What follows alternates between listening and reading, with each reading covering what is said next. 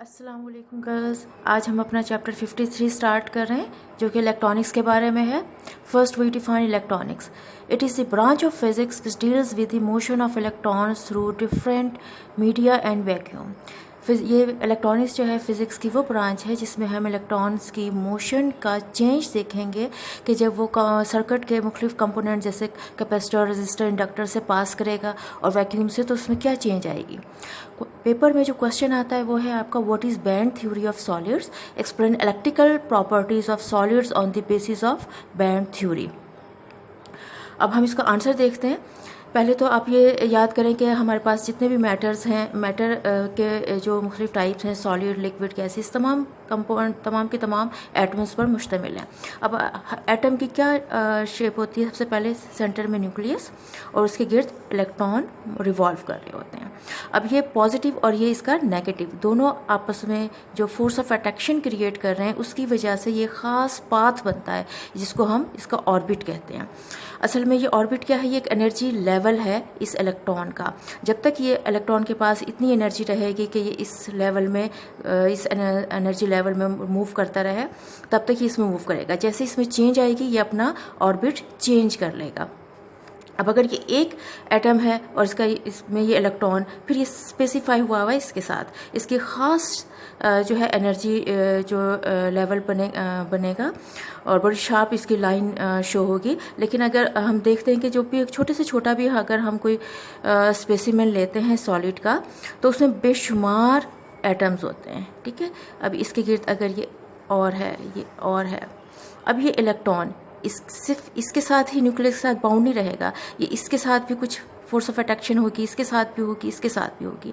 अब क्या होगा कि इसके इस एनर्जी लेवल में कुछ चेंज आएगी, ये स्प्लिट अप हो जाएगा। ठीक है, इस स्प्लिटेंस को हम कहते हैं कि ये हमारे पास क्या हो गया है? एनर्जी बैंड बन गया है। इसको रीड करके देख लेते हैं। Solids are composed of atoms and molecules.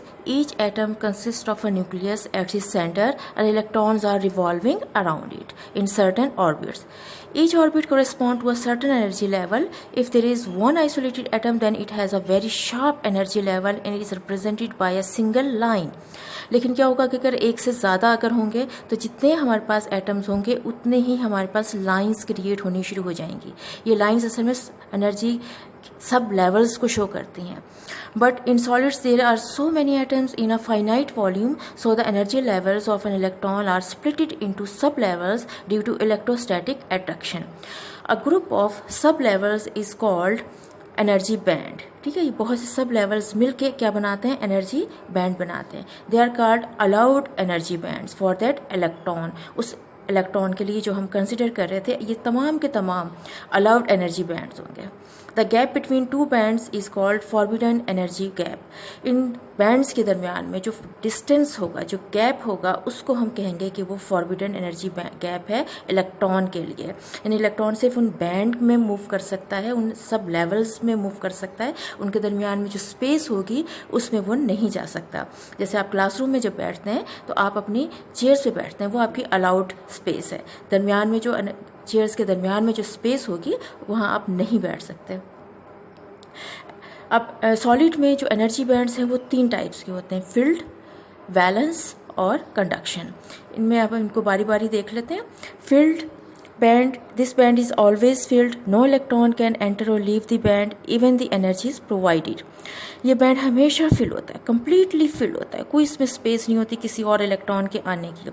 और ये इतना क्लोजली पैक होते हैं और न्यूक्लियस से इतने करीब होते हैं कि हमारे लिए इसमें से इलेक्ट्रॉन को बाहर निकालना भी मुमकिन नहीं होता।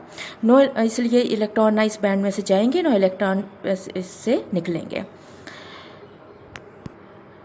दूसरा हमारे पास है valence band. The electrons in the outermost shell of an atom are called valence electrons. इसमें हमारे पास जो एटम के गिर्द जो हमारे पास बहुत से ऑर्बिट्स हैं, उनमें जो आउटर मोस्ट होता है उसके इलेक्ट्रॉन्स को हम कहते हैं ये वैलेंस इलेक्ट्रॉन्स हैं। और the energy band acquired by valence electrons are called valence bands.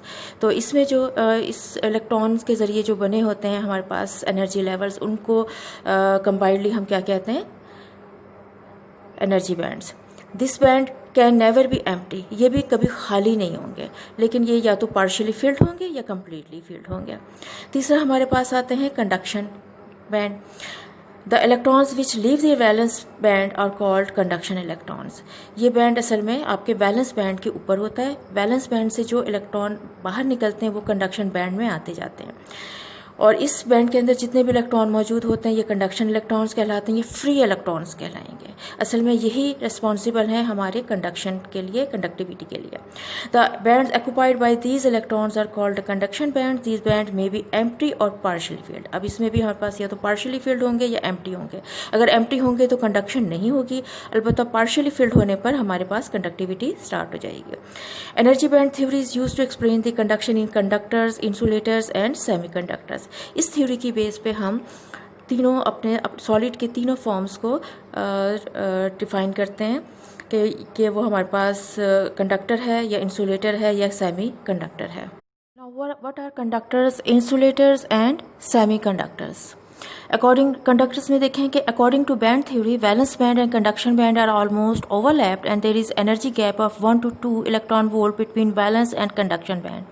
That's why conductors like copper, aluminium और गैंटम are good conductors of heat and electricity. Band theory क्या कह रही है कि वैलेंस बैंड और कंडक्शन बैंड दोनों एक दूसरे के ऊपर तकरीबन ओवरलैप हो रहे हैं, बड़े इजीली मूव कर सकते हैं इलेक्ट्रॉन्स वैलेंस बैंड से कंडक्शन बैंड में और कंडक्शन बैंड से वापस वैलेंस बैंड में। दूसरी इसमें क्या पॉइंट है कि आपका एनर्जी गैप जो है वो बहुत थोड़ा है, 1 से 2 इलेक्ट्रॉन वोल्ट है, जिसकी वजह से यहाँ आपकी रेजिस्टिविटी बहुत कम होती है और इलेक्ट्रॉन्स के लिए कंडक्टिविटी करना बहुत आसान है। दूसरे हमारे पास होते हैं इंसुलेटर्स। इंसुलेटर्स आर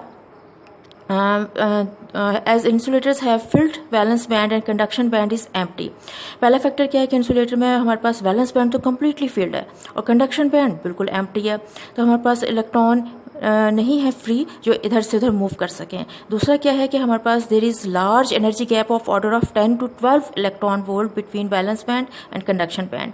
दोनों बैंड्स के दरमियान में जो एनर्जी गैप है वो 10 से 12 इलेक्ट्रॉन वोल्ट है, बहुत हाई है। यहाँ रेजिस्टिविटी बहुत ज़्यादा होगी, इसलिए कंडक्टिविटी नहीं होगी। That's why insulators do not conduct. Wood, plastic, polyester are examples of insulators. फिर हमारे पास आते हैं सेमी कंडक्टर्स। सेमी कंडक्टर है semiconductors have electrical properties in between good conductors and insulators। हमारे पास कंडक्टर और इंसुलेटर के दरमियान में सेमीकंडक्टर्स हैं, इनकी प्रॉपर्टीज़ हमें मिलती हैं कि there is energy gap of 5 to 6 electron volt between its valence and conduction band. यहाँ पर हमारे पास वैलेंस और कंडक्शन बैंड के दरमियान में गैप भी है जो दरमियाना है, और इसके साथ ही हमारे पास दोनों में फ्री इलेक्ट्रॉन की मूवमेंट हो सकती है अगर हम एनर्जी प्रोवाइड करें। एग्जांपल है सिलिकॉन एंड जर्मेनियम। अगर आप एनर्जी लेवल्स के लिहाज से देखें तो ये हमारे पास कंडक्टर हैं, इसमें ये फील्ड बैंड, उसके बाद वैलेंस एंड कंडक्शन बैंड के दरमियान में आप देखें कि दोनों एक दूसरे को ओवरलैप कर रहे हैं, बहुत इजीली मूवमेंट हो जाएगी यहाँ से इलेक्ट्रॉन्स की। यहाँ आप देखें इंसुलेटर्स में कि एनर्जी वैलेंस बैंड और कंडक्शन बैंड के दरमियान में बहुत ज़्यादा गैप है, ठीक है। और यहाँ अगर आप देखें सेमीकंडक्टर्स में एनर्जी गैप थोड़ा है, मौजूद है लेकिन थोड़ा है। इसी तरह हमारे पास जो गैप है, जो इलेक्ट्रॉन्स हैं वो यहाँ से यहाँ मूव कर सकते हैं, लेकिन हमें उनको एनर्जी देना पड़ेगी। अब हमारे पास एक क्वेश्चन है, what are semiconductor materials, explain in detail the formation of P type and N type semiconductors। Semiconductors, those materials which have conduction properties in between good conductors and insulators, they give moderate resistance to the flow of charges at room temperature। ठीक है, room temperature पे हमें इसका जो है बहुत एक moderate resistance मिलती है। जैसे हमारे पास एग्जांपल सिलिकॉन जर्मेनियम की, the semiconductors which are in pure form are called intrinsic semiconductors. हमारे पास दो किस्म के सेमीकंडक्टर्स होंगे, एक इंट्रिंसिक और एक एक्सट्रिंसिक। जो नेचुरल फॉर्म में प्योर फॉर्म में होंगे उसे हम सेमीकंडक्टर इंट्रिंसिक सेमीकंडक्टर्स कहेंगे। उसकी कंडक्टिविटी टेम्परेचर के साथ इंक्रीज होती जाएगी। When control amount of some material is added to intrinsic semiconductor then it is called extrinsic semiconductor. जब हम डॉपिंग करते हैं, इम्प्योरिटी ऐड करते हैं इंट्रिंसिक सेमीकंडक्टर में, तो वो एक्सट्रिंसिक सेमीकंडक्टर बन जाता है। ये हमारे पास हम तकरीबन 10⁻⁶ इलेक्ट्रॉन एटम्स पर एक एटम की इम्प्योरिटी ऐड करते हैं। इस प्रोसेस को हम डॉपिंग कहते हैं। The basic structure is not change by adding impurity to semiconductor but chemical electrical properties are greatly change. उसकी फिजिकल प्रॉपर्टीज़ चेंज नहीं होती लेकिन इलेक्ट्रिकल प्रॉपर्टीज़ चेंज हो जाती हैं। फॉर एग्जांपल सिलिकॉन में अगर हम एल्यूमिनियम ऐड करते हैं या उसमें हम कोई फास्फोरस ऐड करते हैं, there are 2 types of extrinsic semiconductors. एक उसमें होता है पी टाइप, होता है एन टाइप। पी टाइप जैसे नाम से शो हो रहा है पॉजिटिव। होगा क्या कि अगर हम किसी ऐसे एलिमेंट की जिसकी वैलेंसी 3 हो, जिसके आउटर मोस्ट ऑर्बिट में 3 इलेक्ट्रॉन मौजूद हों, तो हम उसको उसको जब ऐड करें, अगर हम पीरियोडिक टेबल के 3rd ग्रुप से किसी एलिमेंट को, जैसे एल्यूमिनियम है, उसको हम सिलिकॉन या जर्मेनियम की प्योर क्रिस्टल में ऐड करें, तो ये हमारे पास प्रोसेस क्या है? Doping. This impurity atom aluminium do not disturb the structure of covalent bond in pure silicon crystal. ये उसके स्ट्रक्चर को चेंज नहीं करेगा लेकिन इसकी इलेक्ट्रिकल प्रॉपर्टीज़ में चेंजेस आएंगी। The covalent bond is the natural sharing of electrons. The 3 valence electrons of aluminium form electron covalent bonds with 3 different silicon atoms, but it is in one covalent bond there is vacancy for electron remain. This is called hole. ये आपके पास silicon के atoms हैं, इनके पास 4 electrons हैं। यहाँ हमारे पास ये aluminium है जिसके पास 3 इलेक्ट्रॉन्स हैं, इनमें से 1 2 3 इनके साथ उसने शेयरिंग कर ली, लेकिन यहाँ हमारे पास 1 इलेक्ट्रॉन बच गया है और यहाँ हमारे पास इसकी एक स्पेस रह गई है। इस स्पेस को हम होल कहेंगे। ये as a positive charge carrier act करेगा। फिजिकली यहाँ पे कोई चार्ज मौजूद नहीं है लेकिन उसका इफेक्ट मौजूद है। एल्यूमिनियम को हम एक्सेप्टर कहेंगे क्योंकि यहाँ ये एक इलेक्ट्रॉन को एक्सेप्ट कर रहा है। These holes have positive charge. They are majority charge carriers. They can move almost freely in crystal. The conduction process in p-type semiconductors due to these holes. इसलिए हम इसको p-type semiconductor कहते हैं क्योंकि यहाँ positive charge carrier हमारे पास majority charge carrier होते हैं। The aluminium which is added to silicon as impurity is called acceptor because it can accept 1 electron in its covalent bond. दूसरा हमारे पास टाइप है एन टाइप सेमीकंडक्टर या negative type semiconductor. जब हम periodic table के 5th group के किसी element की एज अ इम्प्योरिटी ऐड करेंगे सिलिकॉन या जर्मेनियम की क्रिस्टल में, तो ये हमारे पास डॉपिंग का प्रोसेस होगा। तो रिजल्टिंग मटेरियल हमारे पास क्या होगा? N type semiconductor. 4 इलेक्ट्रॉन जो है, जैसे फास्फोरस है हमारे पास, फास्फोरस अपने नेबरिंग सिलिकॉन के एटम्स के साथ जब शेयरिंग कर रहा है, तो यहाँ हमारे पास इसके 4, तो इनके 4 के साथ मैच हो जाएंगे, शेयरिंग हो जाएगी इलेक्ट्रॉन के साथ। 1 इलेक्ट्रॉन आपके पास फास्फोरस का फ्री रह जाएगा। ये फ्री इलेक्ट्रॉन जो है कंडक्टिविटी के लिए रिस्पॉन्सिबल होगा। The 4 elements of phosphorus atom make covalent bond with silicon atoms electrons while 1 electron per phosphorus atom left free in crystal. These electrons are majority charge carriers और ये है responsible conductivity के लिए। The conduction process in n-type materials due to these electrons, the phosphorus atom are called donor because they give 1 electron to silicon crystal. एक इसको दे रहे हैं, extra दे रहे हैं, इस वजह से ये हमारे पास डोनर कहलाते हैं। These electrons move freely into the n-type semiconductor. The electrical properties of both p-type and n-type are greatly improved by adding small amount of impurity, that is doping. अब हमारे पास क्वेश्चन है, what is PN junction diode? Explain in detail the biasing of diode. कि हमारे पास PN junction diode क्या होगा और उसकी हम बायसिंग कैसे करेंगे। अगर PN junction diode is a single piece of semiconductor silicon और germanium, one side of which is made P type and other side is made N type by doping process. आपके पास एक सपोज कि ये आपके पास एक चिप है सिलिकॉन या जर्मेनियम की, इसकी एक साइड पर आप डॉपिंग करते हैं पेंटावेलेंट एलिमेंट की और दूसरी तरफ करते हैं ट्राईवेलेंट एलिमेंट की। जहाँ पेंटावेलेंट एलिमेंट की करेंगे वहाँ पे एक्स्ट्रा आपके पास इलेक्ट्रॉन मौजूद होगा, एन टाइप बन जाएगा। ये ट्राईवेलेंट में आपके पास होल क्रिएट होंगे जहाँ आपके पास ही पॉजिटिव टाइप बनेगा। तो ये दोनों से का जो आपके पास कम्बिनेशन होगा, एक ही चिप के ऊपर 2 की आपने टाइप की डॉपिंग करके 2 टाइप के आपने सेमीकंडक्टर क्रिएट किए, एक पी टाइप और एक एन टाइप, तो ये आपका क्या कहलाएगा? पीएन जंक्शन डायोड, ठीक है।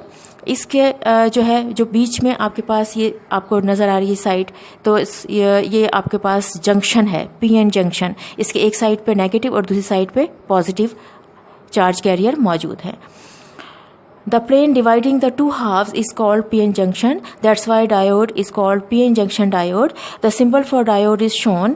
इसको हम एक ट्राइंगल और इस तरह एरो और फिर साथ ही यहाँ पर इस टाइप से हम इसको इस तरह बनाते हैं। ये पी टाइप के लिए, ये एन टाइप के लिए हमारी सिंबॉलिक रिप्रेजेंटेशन है।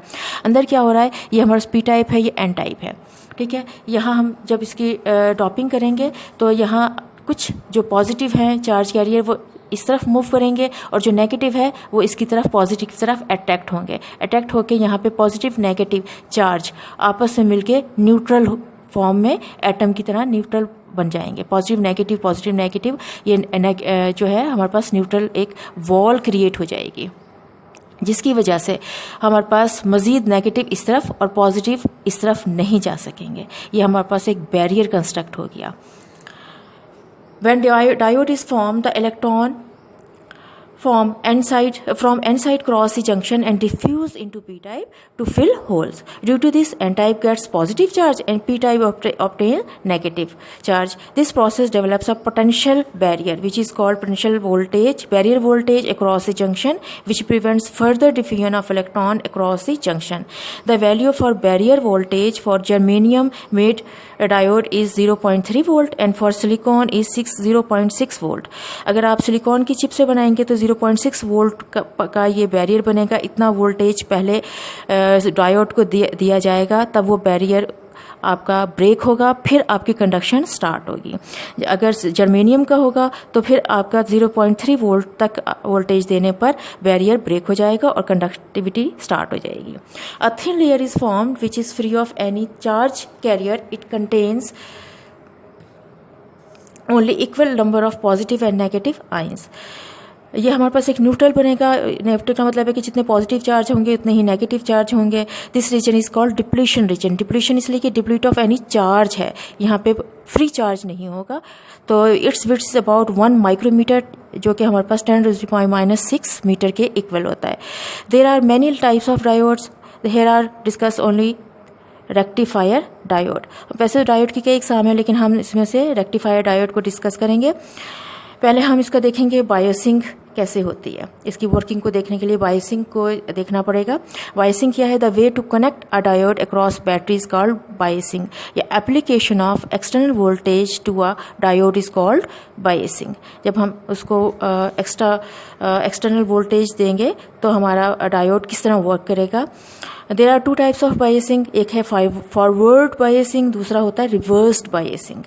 फॉरवर्ड बायसिंग में क्या है कि ये हमारे पास डायोड है, ये हमारे पास बैटरी है, जिससे हम पॉजिटिव चार्ज पी टाइप को देंगे और नेगेटिव चार्ज नेगेटिव साइड को देंगे.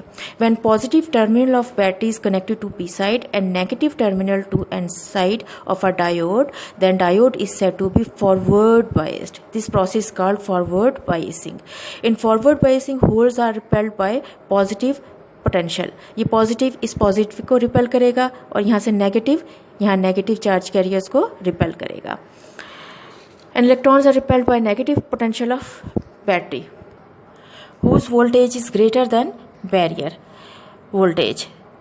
जो कितना होता है जर्मेनियम के लिए 0.3 वोल्ट और सिलिकॉन के लिए 0.6 volt. Then both holes and electrons recombine at junction. तो दोनों के दोनों जो होंगे आपके पास होल्स और electrons, positive charge carrier and negative charge carrier, वो रिकम्बाइन होंगे जंक्शन पर. It means current is flowing through diode. Diode से करंट फ्लो करना शुरू हो जाएगा. रेजिस्टिविटी मिनिमम होगी, कंडक्टिविटी मैक्सिमम होगी. In forward biasing the width of depletion region reduces and diode offers low resistance to the flow of charge. Hence diode conducts during forward biasing. अब हम देखते हैं रिवर्स बायस क्या होगा. Reverse bias में हम क्या करेंगे कि बैटरी का पॉजिटिव डायोड के नेगेटिव से और बैटरी का नेगेटिव डायोड के पॉजिटिव से कनेक्ट कर देंगे. If P side of a diode is connected to negative terminal and N side to the positive terminal of battery, then diode is said to be reverse bias. This process is called reverse biasing. इसमें क्या हो रहा है असल में, in reverse biasing holes are attracted towards negative terminal. अब जो आपके ये होल्स हैं ये नेगेटिव टर्मिनल से अट्रैक्ट हो रहे हैं, और जो यहाँ पॉजिटिव चार्ज कैरियर्स हैं वो बैटरी के नेगेटिव चार्ज कैरियर बैटरी के पॉजिटिव टर्मिनल से अट्रैक्ट हो रहे हैं. Since there is no electron hole recombination at junction, therefore no current flows through diode. अब यहाँ पर ज़्यादा ये इधर रिपल हो रहे हैं, ये इधर रिपल हो रहे हैं, बीच में जो आपका गैप था वो ज़्यादा बढ़ जाएगा, ठीक है, और फ्लो इधर होने के बजाय पीछे की तरफ हो रहा है, यहाँ से फ्लो चार्ज कैरियर्स का नहीं होगा. In reverse biasing the width of depletion region increases and diode offers very high resistance to the flow of charges. But due to thermal agitation, only a small quantity of the current, which is due to minority charge carriers, flows across the junction. Thermal agitation होती है जिसकी वजह से थोड़े से charge carriers, minority charge carriers, वो flow करते हैं. This current is called reverse leakage current. ये बहुत माइन्यूट होता है, इसको हम रिवर्स लीकेज करंट कहते हैं. This current is inherent in diode. Hence, diode do not conduct during reverse biasing. इसलिए जो आपका डायोड है वो रिवर्स बाइसिंग के दौरान करंट फ्लो नहीं करता.